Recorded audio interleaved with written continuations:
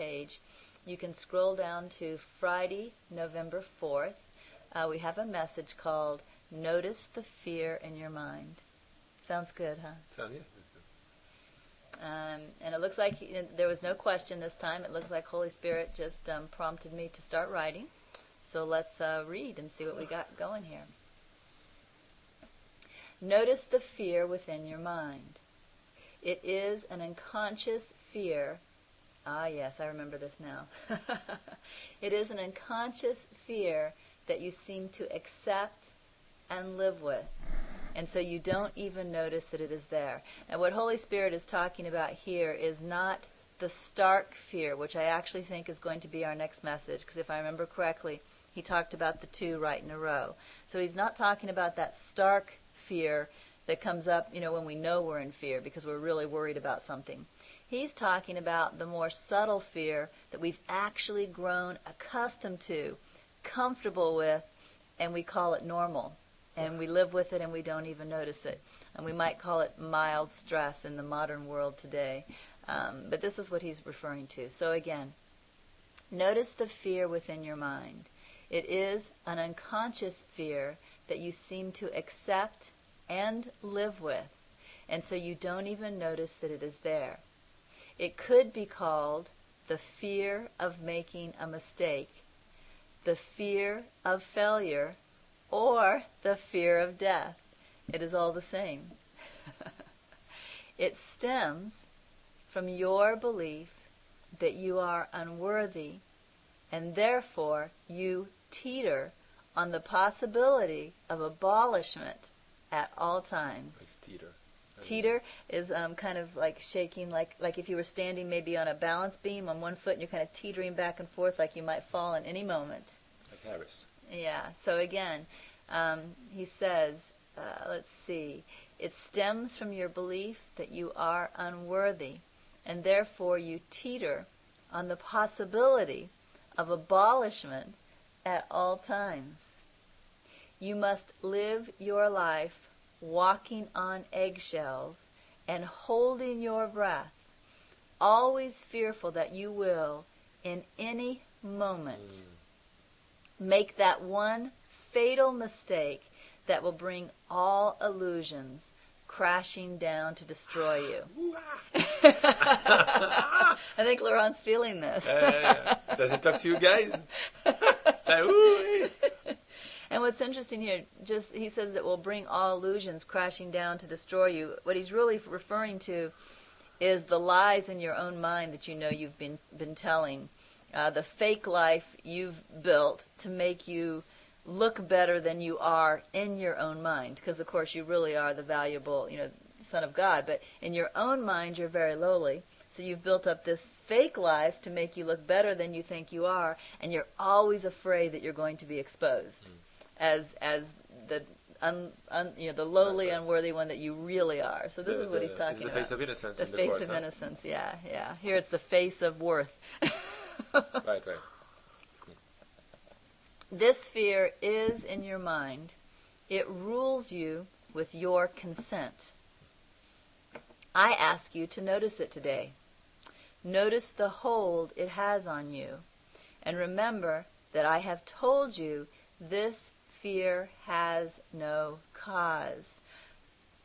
I am here simply to hold your hand and comfort you until you lay this fear aside and need my comfort no more.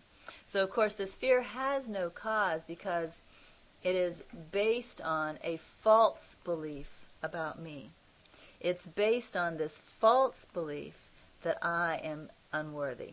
Very unworthy. Not just unworthy, but very, very lowly.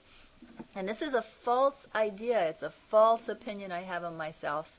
And, of course, God mind does not share that opinion at all. And this is why Holy Spirit really can only hold our hand and comfort us until we lay this aside, because it comes from us.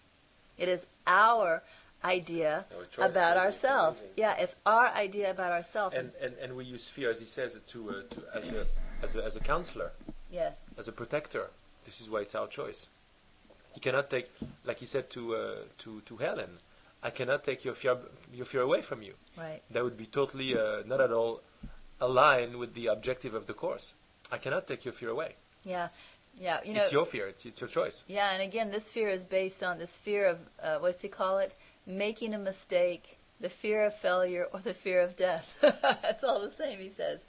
It is. This fear we all recognize. We all recognize, whether we're afraid that we're going to burn dinner, or our dinner's not going to turn out right, or whether we're afraid that we're going to fail on a project at work, or, somehow Making a mistake, sure. be a disappointment. Be wrong, be a disappointment. Be wrong, be a disappointment. And one thing that I personally, and I will say this was personally helpful to me. It does not necessarily mean it would be helpful to you. But one thing that I found that was personally helpful to me in letting go of this fear was allowing myself to fail or make a mistake. Yes, that's very good. And be okay with it myself. That's wonderful. That's the best thing. Yeah, it really was very, very helpful because, of course, I'm the one that's afraid that somehow making a mistake or failing is going to rip this mask off of me and my true unworthiness is going to be exposed. Mm-hmm. So by allowing myself to make a mistake, by allowing myself to fail and just allow it, somehow eventually that fear, I think, died. I don't know how else to describe it, or at least it's not as strong. It became more and more okay to make mistakes. Making a mistake did not necessarily have a direct association with the idea that I'm unworthy anymore. Yes. That association between a mistake and being unworthy became at least very, very weak. We had a conversation one day with Spirit that is taped, in which he said, be willing to see that you're wrong and love yourself anyway. Yeah, that's it. That's what I did. So maybe it was good advice. Maybe you should listen to me. Maybe what worked for me will work for you. I don't know. It will. It's a great advice. It's just not buy into that and loving is really choosing. Is choosing again. Is choosing like the Holy Spirit, without wanting to fix the ego. Well, if we keep trying to hide our mistakes, deny our mistakes, really all we're doing is holding on to this fear. And it's one thing to really allow somebody to even, catch you in your mistake. Look right at you and say, you're wrong. You said such and such, and it was this and this. And just to say, I know. Mm-hmm. Right there. No excuses. Just, I know. Mm. And just let it be. Mm. Right. And just stop right there. I found that to be very, very good medicine. Yes.